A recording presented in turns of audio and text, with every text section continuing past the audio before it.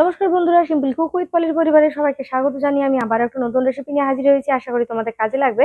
আর বাচ্চা বড় সকলে কিন্তু ভীষণই পছন্দ করবে। হ্যাঁ, আজকে বানিয়েছি আমি দই চিকেন। খুবই সিম্পল আর খুবই টেস্টি, আর খুবই কম সময়ে খুবই কম উপকরণের মধ্যে রান্নাটা হয়। গরমের জন্য এটা ভীষণই প্রয়োজনীয় আর খুবই দরকারি। তো দেখে নাও আজকে রেসিপি। তো এখানে হচ্ছে আমি 750 গ্রাম চিকেন নিয়েছি, আর দিয়ে দিলাম আমি ছোট চামচে 1 চামচ লবণ।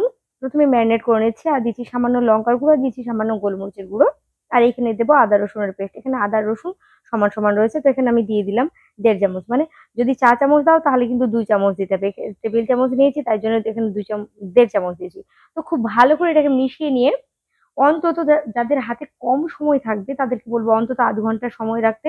তো এখানে দেখো পেঁয়াজগুলো আমি একটু ছোট করেই কেটেছি, কিন্তু একটু বড় রয়েছে, মানে গুট গুট করে যাকে বলে আর কি। যেটাকে ঢাকা দিয়ে রেখে দেবো। তো আমি এখানে 1 ঘন্টা রেখেছি। যাদের হাতে কম থাকবে সময় অন্তত আধ ঘন্টা রাখবে, নাহলে টেস্ট ভালো পাবে না।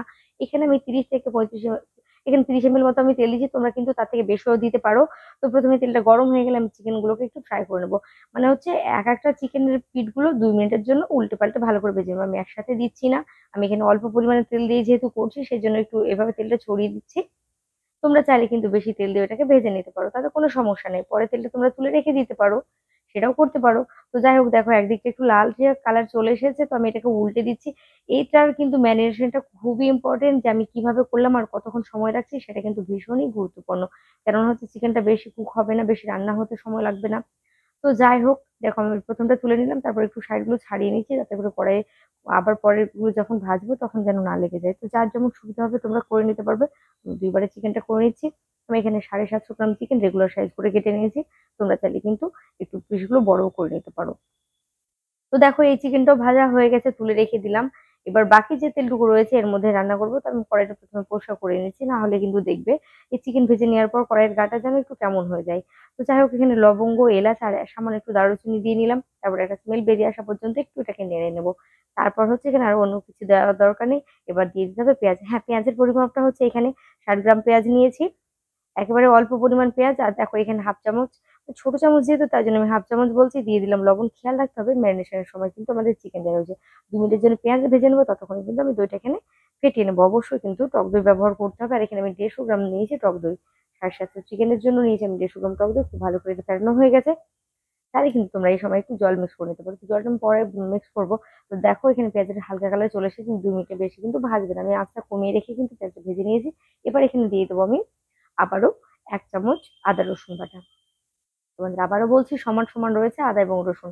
আর চিকেনে যে সামান্য একটু মশলা ছিল সেটাও দিয়ে দিলাম। আর একটুখানি যে পাত্রটা ছিল চিকেনটা সেটাও ধুয়ে কিন্তু জল দিয়ে দিলাম। মশলা ফেলে তো লাভ নেই, তাই না? পয়সা দেওয়া জিনিস নষ্ট করবো কেন? তো এখানে দিলাম সামান্য ধনে গুঁড়ো, মানে হাফ চামচ ধনে গুঁড়ো, আর সামান্য হাফ চামচের কম দিলাম জিরে গুঁড়ো। আর কয়েক দানা চিনি দিলাম, তাতে করে টেস্টটা বেশি অনেক ভালো হবে। তো তারপরে একটু কষিয়ে নেবো, নেড়ে চেড়ে নিলাম। তারপরে এখানে দিয়ে দিচ্ছি সামান্য লঙ্কার গুঁড়ো। যারা লঙ্কা গুঁড়ো খাবে না তারা কিন্তু এখানে গোলমরিচ গুঁড়োটা পুরোটাতেই ব্যবহার করতে পারো, তাতে কোনো সমস্যা নেই। তবে লঙ্কা গুঁড়োটা দিলে পরে একটু ঝালটা হবে।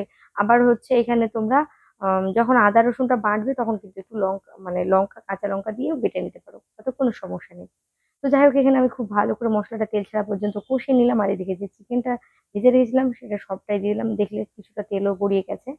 তো যাই হোক, এবার খুব ভালো করে মশলার সাথে চিকেনটা মাত্র 2 মিনিটের জন্য কষবো। আমি এখানে একটু সামান্য নেড়ে চেড়ে দিয়ে 2 মিনিটের জন্য ঢাকা দিয়ে এটাকে কষিয়ে নিচ্ছি। খুব বেশি কষানোর প্রয়োজন নেই। আমি আবারও বলছি, আমি এই পর্যায়ে কিন্তু আঁচটা ভীষণই, মানে একেবারে কমিয়ে রেখেছি। একেবারে কমিয়ে না রাখলে চিকেনটা জ্বলে যেতে পারে বা পুড়ে যেতে পারে, স্বাদটা কিন্তু ভালো হবে না। তো দেখো আমি ঢাকনা খুলে নেড়ে দিলাম। তারপর হচ্ছে দেখে নিশ্চয়ই বুঝতে পারছো এখানে কষানো হয়ে গেছে 2 মিনিট। তারপর এখানে ফেটিয়ে রাখা দইটা দিয়ে দিচ্ছি। তো একটু নেড়ে চেড়ে দেবো। তবে আঁচটা কিন্তু আবারও বলবো যে এই সময় কিন্তু একেবারে বাড়িয়ে দেবে না, নাহলে দইটা কেটে যাওয়ার ভয় থাকে অনেক সময়। তো যাই হোক, আমি এখানে দিয়ে একটু নেড়ে চেড়ে নেবো খুব ভালো করে, এটা তেল ছাড়া পর্যন্ত। বেশি বাড়ানোর দরকার নেই। তবে দেখে নেবে যখন দইটা ভালো করে মশলার সাথে মিশে গেছে বা চিকেনের সাথে মিশে গেছে, সেই পর্যায়ে কিন্তু বাকি জলটুকু অ্যাড করে দেবো। তো এখানে দেখো আমি কিন্তু প্রায় 200 ml মতো জল দেব। কেন হচ্ছে, চিকেনটা তো সেদ্ধ হবে, সম্পূর্ণ সেদ্ধ হয়নি, ভেজে নেওয়া হয়েছে শুধু, আর কষানোটা খুব বেশি হয়নি।